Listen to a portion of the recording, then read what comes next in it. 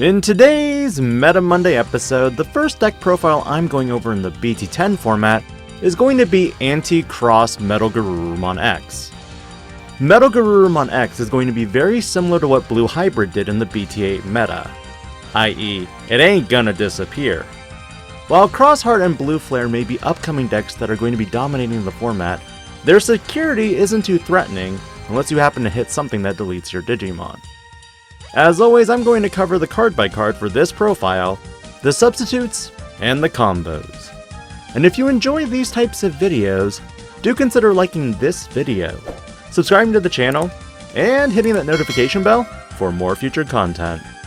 I've achieved another milestone on the channel, and I'm very thankful for your support. This deck runs 5 level 2s, 13 level 3s, 11 level 4s, 9 level 5s, 6 level 6s, 2 level 7s, 4 option cards, and 5 Tamers. For level 2s, this deck runs 1 BT10 Upamon and 4 BT5 Tsunomon. BT10 Upamon has been added to the deck due to the amount of Digimon that will be played onto the battlefield for search effects. But not only that, this deck is designed to also counter the Crossheart matchup, meaning you'll be ripping sources for that +1 draw.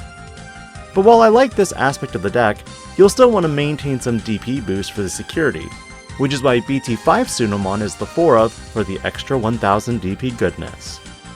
Substitution wise, I don't recommend any other eggs at this time, because the Bebidomon egg can be situational against other decks. For level 3s, this deck runs strictly Gabumon. I've modified the lineup more now to accommodate for a few things. 3 copies of BT5 Gabumon for a potential +2 to the hand by adding a Garurumon Digimon and an Omnimon in the form of BT10 Omnimon X. 4 Gabumon X is mandatory for the free draw and potential search off of a Gabumon. 4 starter deck Gabumon from the original Kokaitis Blue deck for source stripping. When attacking, you trash the bottom Digivolution of one of your opponent's level 5 or lower Digimon. While your opponent having the X-Antibody might prevent you from trashing from the bottom, Crossheart Digimon, you can remove elements of the material save and also armor purge. FYI, this effect isn't once per turn. So with promo Weregarurumon, you'll strip 2 sources from the bottom of cards like Shoutmon X4, X5, and Metalgarurumon. The last 2 Gabumon are extra DP buffs from the Ul-4 starter deck. Not a lot to substitute because the Gabumons are very important despite not running BT5 Garurumon anymore. Which if the meta shifts to a more tamer heavy security, those buffs just aren't necessary. For level 4s, this deck runs 11 copies of Garurumon, 4 copies of the Garurumon X for battle protection, including security battle, 4 promo Garurumon for card draw, and the newly subbed in Kokaitis Blue Garurumon for source stripping.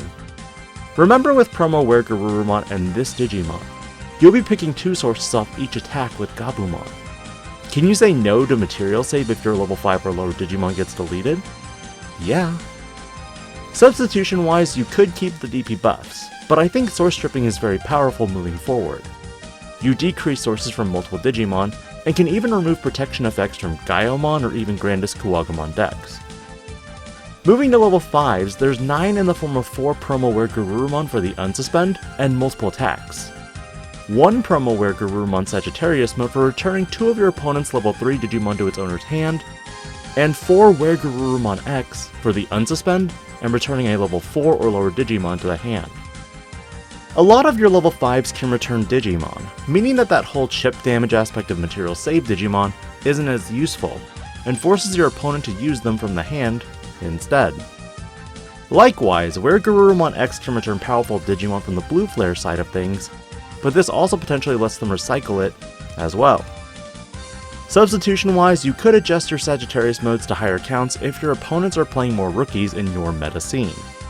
But overall in playtesting, the X-Antibody and promo variants are most important. Heading to level 6s, this deck runs 3 Metalgarurumon from the Classic Collection and 3 Metalgarurumon X-Antibody. Metalgarurumon from the Classic Collection severely puts a damper on most cross Digimon in the upcoming format, because the majority of them have on-deletion effects. You can swing with this Digimon and bottom deck important pieces. Metalgarurumon X doubles as a blocker and another Digimon that can return a Digimon back to the hand. I don't recommend any changes because the Classic Collection Metalgarurumon can become so necessary, since the last format for cheating it out with the large hand sizes. Which takes this deck profile to the 2 copies of Omnimon X-Antibody from BT10. This Digimon can have its Digivolution cost reduced by 2 if you have the X-Antibody underneath it. But this card is primarily in the deck as an endgame finisher, which I'll cover in the combos. Option card wise, you run 1 Ice Wall and 3 X-Antibody. Ice Wall for the defensive option card if your opponent has a lot of Digimon in play to prevent them from swinging for game, and the X-Antibodies for your main combos. Finally for Tamers, this deck runs 2 Davis Motomiya and 3 Cool Boy. In playing on stream with Eggman, I noticed that Cool Boy whiffed repeatedly or missed on the hit. Because of this, I felt reducing it to 3 was the better play, and add an extra X-Antibody for the ad since I could rarely find it. Both these Tamers reveal the top 3, but in the case of Davis can only add 1 card, while Cool Boy can potentially add 2. Memory trick wise, you can set yourself up to 3, and depending on the number of Cool Boys, climb up to 5 or 6 memory, pushing out a non-X-Antibody Digimon and going into one. But again, for substitutes, tailor the ratios to your style. Kiyoshiro was another Tamer of consideration, but I think straight Davis is better overall for the instant add, versus Kiyoshiro, who has a hand size limit.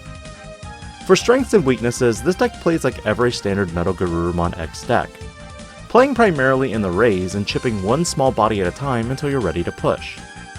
When you push, you go for the explosive plays to end the game. However, weakness-wise, option cards are the most dreaded thing against this deck. Sunrise Buster can be the big neutralizer when playing against Cross Heart.